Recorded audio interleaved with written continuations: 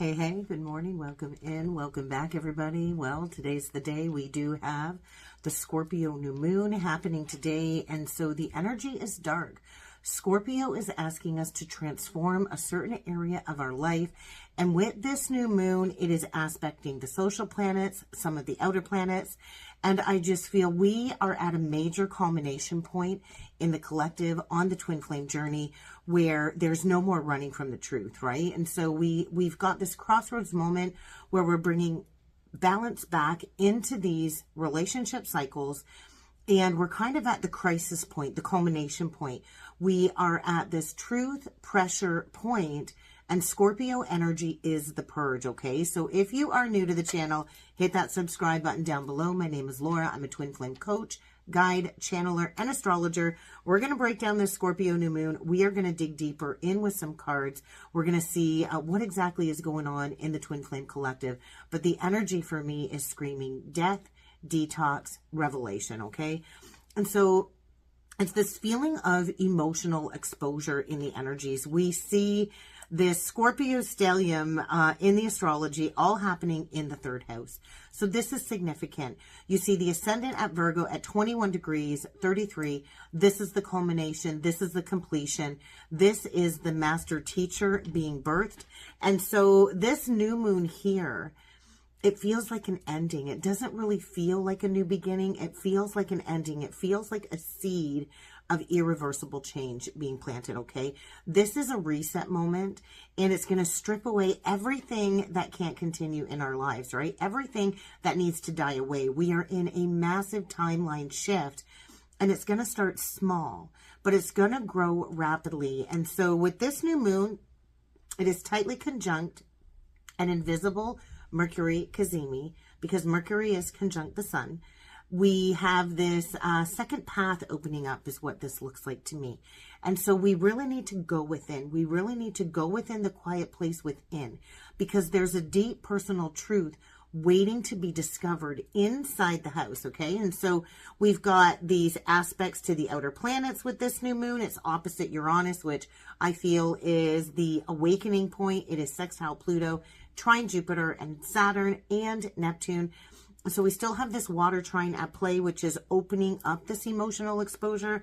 And all of this is pointing to this larger scale message of there's like a universal shift at play, right? The divine is kind of in control in these energies. And so this new moon, it is going to expose shadow attachments, trauma-based comfort zones. It's going to expose fear of loss and the deep resistance to transformation. And so we are at a karmic point of activation. There's a South Node type energy here as well, with the South Node in the 12th house, which is the house of karma, the house of burying the past, the house of spirituality. And so the South Node is activating, I want to say, the old cycles collapsing, the karmic contracts completing, and people and patterns that kind of need to be removed in order for a twin flame union. And so we can't really stay asleep anymore. And I think that's what this collective energy is saying. So any karmic structures in our life, they're going to become very unstable.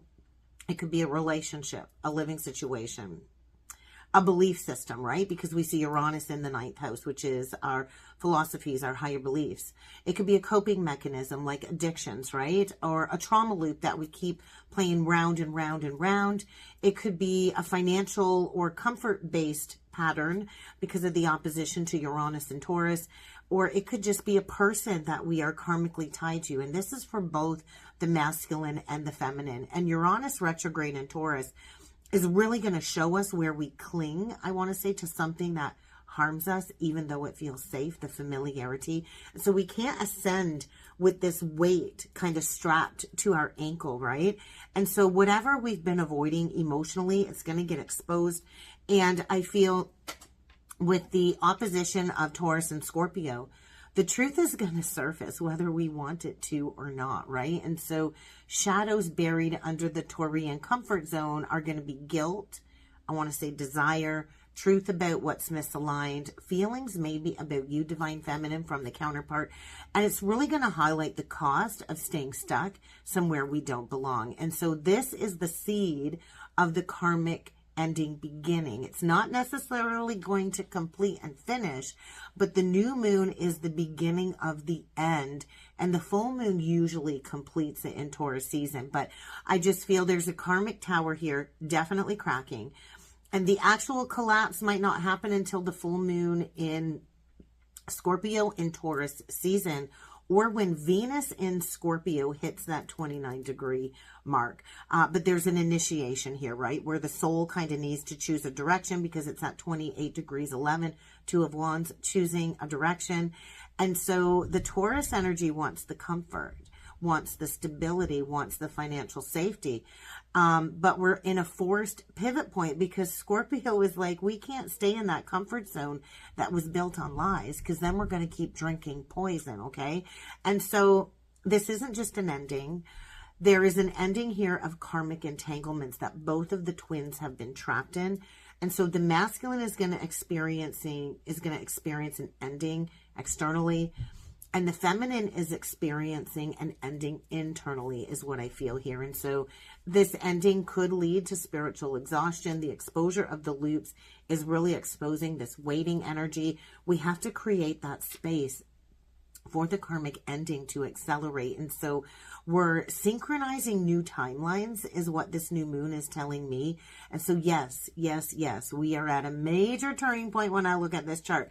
It is the beginning of the end. It is the irreversible shift. It is the moment the karmic path dissolves, and it might feel like the rug getting pulled out from somebody's feet. So that's what I have for the astrology. We are going to dig deeper in with some tarot and some oracle messages. If you would like to go further with learning a little bit more about astrology and your personal birth chart, if you are new to astrology, comment free guide down below. I do have a free guide to the basics of your birth chart, and I also do have a monthly astrology membership. So if you are ready to really dive deep into your purpose, your path, how to work with the energies, how to understand your birth chart, and how to alchemize the soul contract of the birth chart, then head on over to the astrology membership. I'd love to have you join us over there. But let's dig in with some cards, and let's see what the cards have to say today.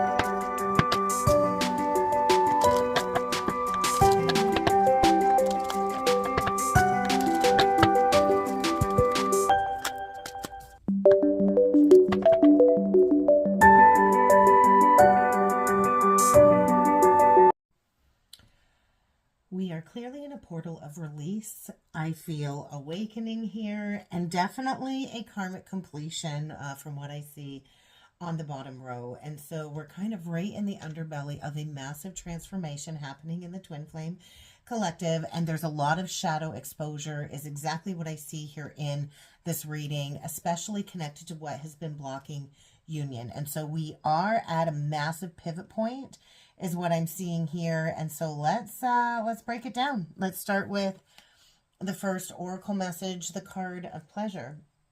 I feel this is exposing overindulgence, hidden addictions here. I feel the false pleasures, right?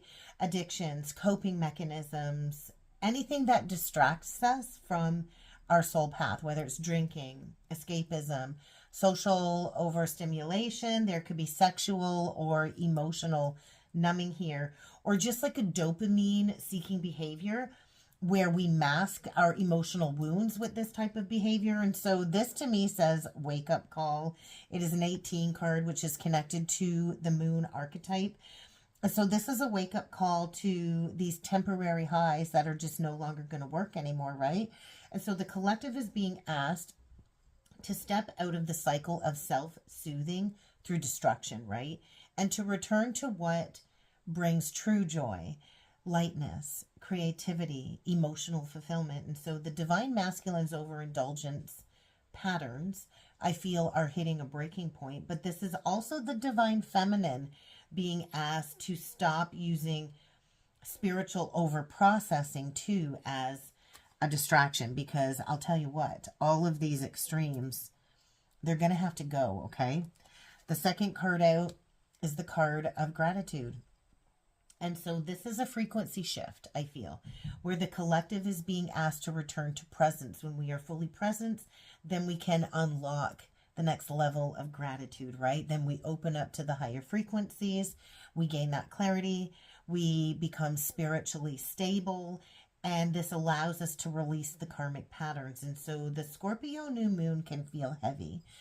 And I noticed 222 on the timer as I'm recording this portion of the reading. It can feel heavy. It can feel intense. And it's definitely going to feel emotional. But gratitude is going to cut through all of that dense lower energy. It's going to lift our vibration out of the shadow energy of fear or self-doubt or attachment. And so I feel the message here is we are being aligned with something better. So stay awake, right? This is the wake-up call. Stay grateful, okay? And then balance. And so all of these extremes must end. It's a 19 card. So there's like the ego wants to cling, right? And so this new moon is going to reveal where your life has gotten off balance, whether it's emotional extremes or overreactions.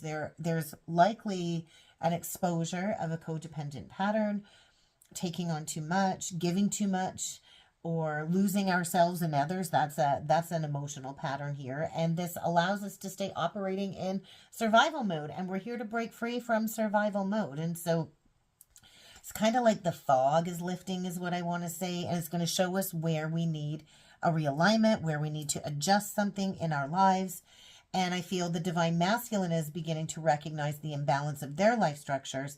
And the feminine is starting to see where she has sacrificed her own grounding. And so balance will return when we stop living on one end of the spectrum in the extremes of one or the other, right? And so let's talk about the bottom of the deck, because we got the card of fruition.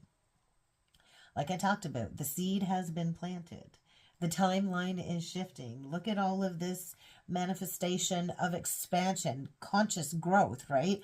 It's like the higher chakra, conscious growth, removing the mask. And so I feel this is the manifestation energy, but we're still in a very dark phase on the journey. The karmic cycle is definitely ending and the new cycle is beginning. Union energy is ripening, I want to say. Look at the ripeness of that expansion. And this expanded consciousness, it is arriving, and all of the masks are falling away. I notice 444 now on the timer. We're in the harvest energy. We're in the energy of the collapse of the old and the birth of the new, kind of all at the same time. So we need to ground ourselves. If we don't stay grounded, we can easily spiral into some very unnecessary shadow loops. The energy is high, the energy is fast, the energy is very fertile. And so we've really got to stay grounded in these energies, okay? So let's talk about the tarot spread, because there's like an awakening trigger here in the top row. The Star reversed, the Judgment reversed, and the Two of Wands, right? The new moon is at 28 degrees. Key 28 in the tarot is the Two of Wands. And so this to me says there's so much resistance to healing. There's somebody here exhausted. They've avoided self-care. This is somebody who feels trapped in an environment that is draining them. This is often, I feel, the divine masculine stuck in a karmic dynamic. And it's like the tower has fallen internally, right? Because the star comes after the tower. But it's like they're refusing to admit that a relationship is over externally. And then this is the universe demanding that life review. This is the karmic audit with the judgment in reverse. This is somebody who's been avoiding the awakening, delaying accountability, resisting the transformation, and resisting needing to step into their higher self. And so this Scorpio new moon is going to force a reckoning that's been avoided. And then the Two of Wands, this is the choice point. This is the crossroads, right? This is the new timeline that is being presented. And I feel this card is really saying, you can't stay here anymore. It's time to choose, right? It is the choice point, this Two of Wands. And so I want to say a leap of faith is required. And that was a message that's been loud too recently. And so there's an awakening to a self-imposed prison here in this middle row. The Magician reverse. This is somebody that believes I'm not ready. There's a blocked belief here. Somebody doesn't believe they have the tools. There is analysis paralysis, fear paralysis. And this is the self-imposed prison with the Eight of Swords. So there's victim mentality here. There's somebody feeling trapped, feeling powerless, feeling immobilized. There's a karmic mental loop here. I feel for the divine masculine, and there is a divine feminine shadow aspect here as well that needs to be broken. So open your eyes. You're not trapped. Take the blindfold off. See things at face value. You're not trapped. And be willing to go inside the house and do the inner work. This is definitely connected to the South Node in Virgo sitting in the 12th house in the astrology that I channeled. And so this is the inner work. This is the solitude. This is the spiritual awakening. Shadow work has to be done individually on this journey. We can't do it through relationships, and we cannot do it through external validation. Solitude is the heart of transformation. We don't do the inner work when we are connected to all kinds of external, I want to say like external distractions, okay? So let's talk about the bottom row, because there's conflict here with the Five of Swords. There's shadow work here too, connected to sabotaging behaviors, maybe even self-harm tendencies, manipulation for sure. This is like fighting to win, but everybody ends up losing anyway. And so there is a karmic feminine dynamic unraveling, because we got the Empress in reversed. This is distorted feminine energy. This is somebody that clings. They're codependent. They use emotional manipulation and to keep people stuck. They lack self-worth. There's stagnation. There's blocked growth here. This is either a karmic feminine energy that the masculine is dealing with, or this is also the divine feminine possibly shedding her own shadow layers. And so it's like there's nothing left to fix in that old karmic cycle. It's dead. So it's time to leave. It's time to walk away. There's a transition here. There is a karmic departure.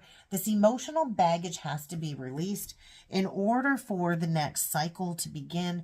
And so this is somebody here literally or metaphorically packing up and moving on. Okay, so let's talk about the bottom of the deck.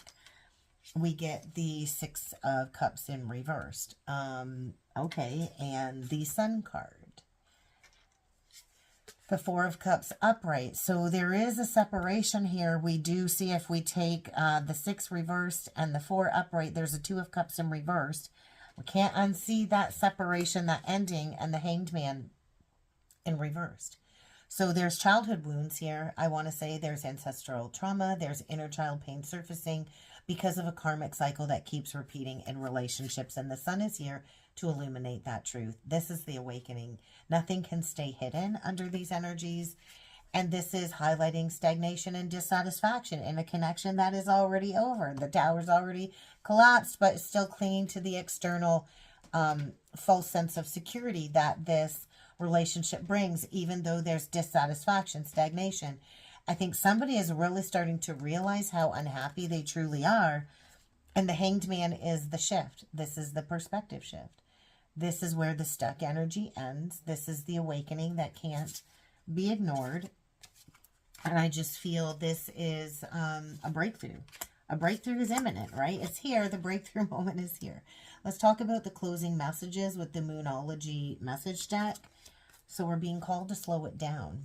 Moonstone. You might want to work with Moonstone over the coming days. And so the divine timing of this new moon is very sacred, right? And so we're not being denied union. We're being realigned.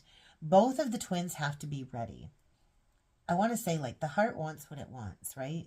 The heart wants what it wants. And the path can't be rushed. We have to clear the blocks. We have to clear the old energy. We have to clear the wounding.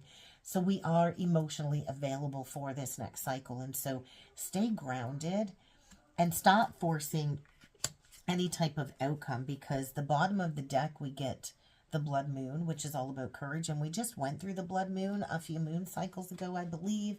And so that was the karmic release portal, and this is demanding an ending, right? There's an ending here. Anything we refuse to let go of will likely be stripped away for our highest good, especially with the opposition to Uranus. So the old timelines have to die so the new timeline can be born. And so the collective is being asked to surrender. And so talk to the moon, communicate. I feel the masculine is being asked to take action and to bring forward communication to the feminine. And I feel they're having a hard time releasing what's not meant for them. And so there's a lot of destiny unfolding. And I do think it hurts, right? Endings hurt. It's not easy to end a cycle. And so I feel there is karmic feminine energy collapsing in this bottom row. There's a karmic cycle ending. There's a new timeline opening up. But we have to sit with the truth, and we have to not be afraid of the truth. We can't be afraid of an ending, because an ending creates an opening for a new beginning, for this harvest to begin. Okay, so if you would like to go further with me with a personal reading or a twin flame synastry chart reading, check out the link below to my webpage. I do have 30% off all of my astrological sessions right now, all the way through the 29th, this entire Mercury retrograde. So if you are not sure about a connection, or if you are looking to see where you can become unstuck, hit me up, type in coupon code retrograde, all in capital letters at checkout, and that will give you the 30% discount. I hope you all have a wonderful Scorpio new moon, and I will see you all again tomorrow.